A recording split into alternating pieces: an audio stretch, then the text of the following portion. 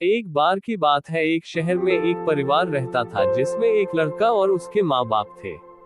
वह बहुत अमीर तो नहीं थे, लेकिन उनमें प्यार बहुत था।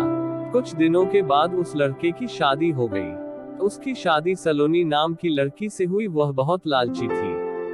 वह अपने पति को किटी पार्टी में जाने के लिए बार बार नए कपड़े और गहने लाने को बोलती थी।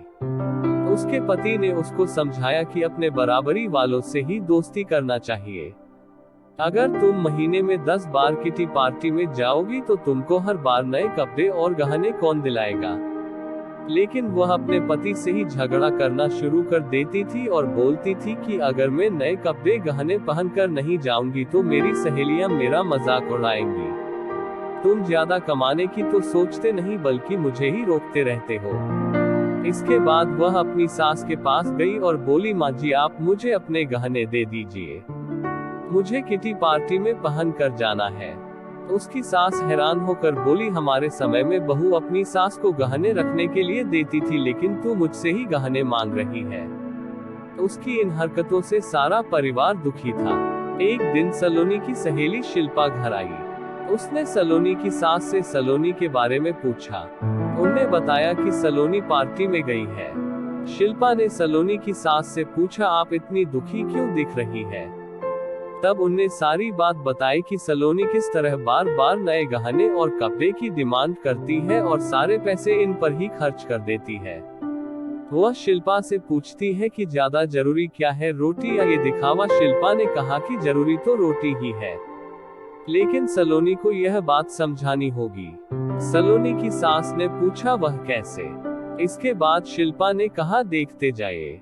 शिल्पा ने अपने जितने भी गहने और नए कपड़े थे सब लाकर सलोनी के घर रख दिए और उनका सारा राशन और फर्नीचर लेकर अपने घर चली गई। जब सलोनी घर आई तो अपने अलमारी में नए गहने और कपड़े देखकर बहुत खुश हुई।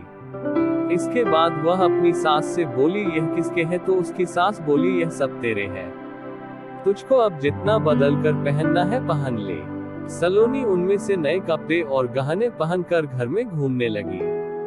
कुछ देर के बाद वह जब रसोई में गई तो उसने देखा कि घर का सारा राशन गायब था। राशन के डिब्बों में गहने थे। वह अपनी सास से बोली, यह क्या है, घर का सारा राशन और फर्नीचर कहाँ गया। उसकी सास बोली, वह सब बेचकर ही तेरे लिए नए गहने और कपड़े लेकर आए हैं, अब तू इनको ही बदल बदल कर पहन। सलोनी बोली, लेकिन गहनों से पेट थोड़ी भरेगा, खाना तो खाना ही पड़ेगा।